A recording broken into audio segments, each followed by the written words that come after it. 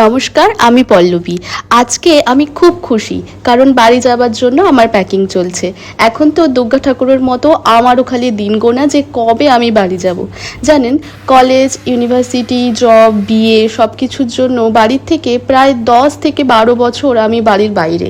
প্রথমে বাড়ির থেকে 2 ঘন্টার ডিস্টেন্সে, তারপর বেড়ে সেটা হলো 4 থেকে 5, আর এখন প্রায় 8 থেকে 9 ঘন্টা দূরের জায়গায় থাকি আমি। দূরত্বের সাথে সাথে কিংবা হয়তো বয়স বাড়ছে বলে বাড়ির প্রতি এখন আমার খুব টান বেড়েছে।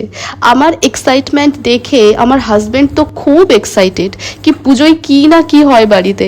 আমি বললাম নর্মাল, যেমন ঠাকুর দেখো ওরমই হবে, শুধু বাড়ি যাচ্ছি, সবার সাথে গল্প আড্ডা খাওয়া দাওয়া, মা বাবা সবার সাথে ঠাকুর দেখতে যাওয়া, মায়ের সাথে ঘন্টার পর ঘন্টা গল্প করা, আমি এই সবের জন্য এক্সাইটেড।